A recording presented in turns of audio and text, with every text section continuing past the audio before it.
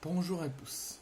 On se retrouve aujourd'hui pour le traditionnel JTOM où on va parler un tout petit peu des actualités qui tournent actuellement auprès de l'Olympique de Marseille. On va démarrer ce JTOM par une actualité très triste. Je ne sais pas si vous connaissez l'humoriste Waïd Bouzidi qui est notamment passé par plusieurs films, plusieurs séries, mais notamment par le Jamel Comedy Club, qui passe actuellement à la télé. Mais il a été aussi ferveur incontournable de la sélection algérienne. Il était supporter de la sélection algérienne, mais il était aussi supporter de l'Olympique de Marseille. Et il est tragiquement, on va dire, il est décédé aujourd'hui à l'âge de 45 ans d'un AVC. Je lui envoie tout mon hommage. Et il m'a bien fait rire souvent. Avant, je regarde plus trop maintenant, mais avant, je regardais souvent le Jamel Comedy Club. Et en plus de Jamel Debbouze qui me faisait énormément rire, lui également me faisait énormément rire. Et il fait partie de notre famille marseillaise parce qu'il était supporter de l'Olympique de Marseille. Donc j'envoie tout mon soutien et tout mon hommage à sa famille, à ses proches, à ses collègues au Jamel Comedy Club, à ses fans, à l'Algérie tout entière qui est du coup en deuil maintenant. Je lui envoie tout mon courage et tout mon soutien et tout mon hommage à cette légende qui est Waïd Bouzidi. Ensuite, deuxième point qui concerne l'Olympique de Marseille, Reynal Lodi, et je trouve que c'est largement mérité, Reynal Lodi a même été sélectionné par le sélectionneur brésilien pour les matchs de septembre contre la Bolivie et un autre pays que je ne me souviens plus, mais au mois de septembre, dans moins de 4 ou 5 matchs, il va avoir début septembre la trêve internationale, la première trêve de cette saison, et Reynal Lodi a été sélectionné pour les matchs de septembre par le sélectionneur brésilien. Donc j'espère que tout se passera bien pour lui, qu'il fera de beaux matchs, de beaux buts, qu'il ne se blessera pas surtout, et qu'il reviendra à 100% après la trêve de septembre. Donc j'espère qu'il reviendra à 100% de sa forme, qu'il ne se blessera pas et qu'il fera un beau parcours et qu'il satisfera le coach brésilien, mais j'espère surtout qu'on le récupérera en forme après la trêve. Troisième point, après avoir écrit à l'UEFA et avoir montré son mécontentement auprès de l'UEFA et des instances qui ont géré la double confrontation contre le Pana, l'OM avait écrit à l'UEFA. Ils attendent toujours une réponse et des suites. L'OM a également écrit dès ce début de semaine dès ce week-end, à la LFP pour montrer leur mécontentement et qu'ils attendent une suite favorable aux réunions qui sont prévues très bientôt entre la direction. Souvent, pendant les saisons, il y a des réunions régulières entre les instances et la direction et ils attendent de favorables suites à ces réunions, mais surtout à les décisions récurrentes qui sont contre l'OM et le but notamment refusé de Rongier pour le break à Metz qui a été refusé passe très mal auprès des dirigeants et ils souhaiteraient des explications lors de ces réunions. Et ils ont notamment écrit à la LFP. Quatrième point, est-ce que l'OM doit continuer avec Pau Lopez? Il vient d'enchaîner, il est actuellement à 14 matchs sans clean sheet. Donc 14 matchs sans faire de matchs sans prendre de but. Il encaisse à chaque fois un but. Est-ce que l'OM doit poursuivre cette saison sans Pau Lopez? Je m'explique. Est-ce que cet été, l'OM doit chercher à vendre Pau Lopez, de recruter un bon gardien derrière et continuer l'avenir sans Pau Lopez? Ou est-ce que, au moins pendant une saison, l'OM doit faire confiance à Pau Lopez et rester avec lui et faire un bilan à la fin de la saison? Moi je dis, il y en a d'autres qui vont peut-être dire de le dégager, qu'il fait une saison de merde depuis le départ de Tudor. Moi je trouve que Pau Lopez, il doit encore trouver une rotation, il doit encore trouver de la stabilité, qu'il doit encore trouver de la confiance avec le coach Marcelinho. Ça allait nickel avec Tudor, ça allait nickel avec Sampaoli.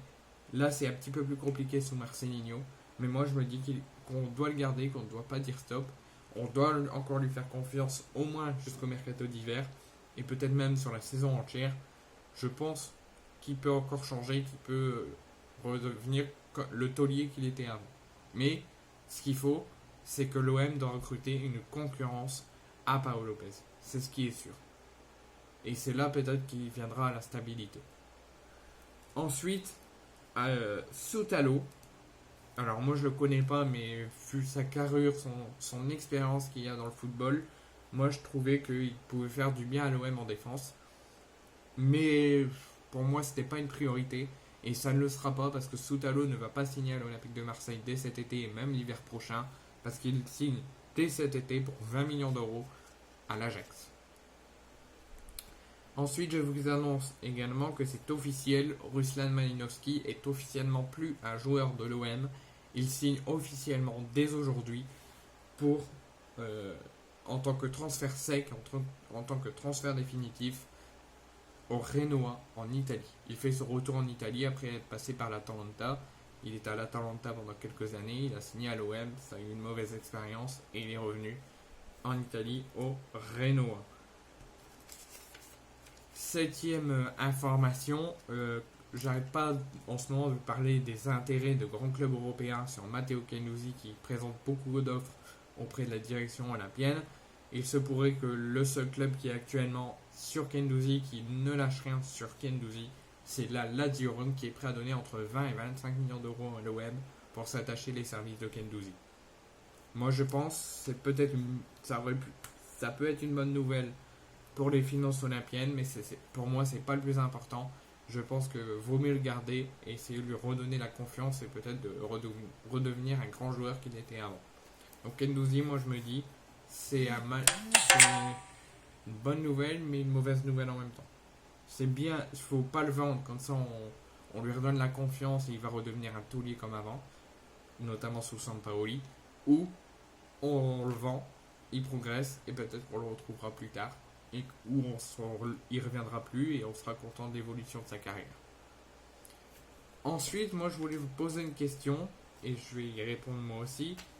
Est-ce que on doit tenter, parce que moi je vous ai dit que Paolo Lopez il fallait qu'on le conserve, il fallait qu'on lui redonne de la confiance au moins pendant jusqu'au mercato d'hiver, voire la saison tout entière. Peut-être qu'il se transformera comme un taulier de l'équipe qu'il a pu être auparavant. Mais moi je me dis, pour qu'il ait de la stabilité, il lui faut un gardien de concurrence.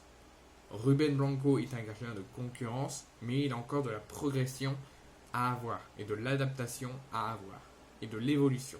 Et c'est pas un gardien pour moi de concurrence pour Paolo Lopez. Il lui faut un grand gardien qui a de l'expérience. Et moi je me dis, Hugo Lloris va très probablement quitter Tottenham. Moi je me dis, il faut qu'on le recrute. Soit cet été si on peut, soit au mercato d'hiver. Ça peut être un beau taulier, un bon gardien pour l'OM. Enfin, donc on continue. Emran Soglo, pour ceux qui ne savent pas, avait marqué l'ouverture du score à la 15e minute à Metz, à Saint-Symphorien vendredi. Et il a un petit peu dédié ce but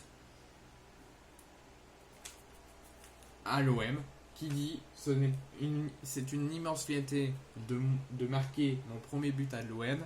Ça a toujours été un rêve pour moi et aujourd'hui c'est devenu une réalité et je n'ai même pas les mots. En fait, son rêve c'est de jouer à l'OM et de marquer un but à l'OM. Et c'est ce qu'il a fait à Metz. Et c'est ce qu'il vient de déclarer. Ensuite, l'OM serait en discussion avec le Bayern Leverkusen pour s'attacher dès cet été les services de Nadem Amiri, âgé de 26 ans, pour l'avoir cet été. On se souvient que Nadem Amiri avait beaucoup dit de belles choses sur Instagram auprès du Vélodrome, qu'il a discuté notamment avec Harit et sur le match amical, et que maintenant on nous dit que l'OM a un accord contractuel avec ce joueur qui a joué au Vélodrome en match amical, le dernier match de la préparation estivale. Il a donné son accord auprès de Leverkusen pour quitter le club. Il a donné son accord auprès de la direction olympienne pour signer dès cet été. Il est convaincu, il est emballé par le projet. Il veut signer au club. Du coup, l'OM a le droit d'entamer les négociations avec Leverkusen et c'est ce qu'ils sont en train actuellement de faire pour s'attacher les services d'Amiri d'ici la fin du mercato d'été. Mais Leverkusen, le club allemand, demande entre 6 et 7 millions d'euros pour qu'il laisse Amiri partir à l'OM. Et je pense que ça peut être un bon joueur. Il va falloir être patient, attendre. Parce que je pense qu'il va falloir vraiment être patient sur son cas. Mais bon, je suis pas contre. Et l'OM peut le recruter à entre 6 et 7 millions d'euros. Ensuite, j'aimerais qu'on envoie un message à Marcelinho pour lui dire qu'il faut qu'il fasse confiance à différents joueurs. Moi, j'en ai 3 en tête. Il faut qu'il fasse confiance. Vitinha en numéro 1. Il faut qu'il lui fasse confiance. La preuve, dès qu'il rentre, il marque. Il y a des moments où il est muet, il ne marque pas beaucoup. Mais la preuve, contre le Pana, il a marqué, il a eu des buts refusés, enfin bref. Mais à Metz, il était sur le banc, il est rentré, et moins de 5 minutes après, il a marqué. Donc quand l'OM est en difficulté, et qu'il est sur le banc, il faut le faire rentrer. Mais il faut aussi le faire jouer titulaire. La preuve, contre Reims, il est titulaire, il marque. Contre le Pana, il était sur le banc, il rentre, il marque. C'est refusé, mais il a marqué. Contre Metz, il est sur le banc, il rentre, il marque. Donc là, je vois pas quelle est la raison pour pas qu'il mette titulaire. Donc moi, je dis que Vitinha doit plus jouer que ça. Et ça doit débuter le week-end prochain contre Brest. Et je suis sûr que s'il est titulaire contre Brest au Vélodrome le week-end prochain, je suis sûr qu'il marquera. Il faut lui faire confiance. Chancel Mbemba, il faut continuer à lui faire confiance jusqu'au bout de la saison. Voir ce qu'il vaut. La preuve, il lui a laissé sa chance et maintenant il est titulaire. Et il faudra laisser sa chance aussi à Isaac Touré. Parce que le choix de mettre Balerdi, de faire reposer Gigot, je l'accepte. Il donne beaucoup à l'OM, il faut le reposer. Mais de mettre Balerdi pour remplacer Gigot et de ne pas laisser la chance à Isaac Touré, ça je ne peux pas l'accepter.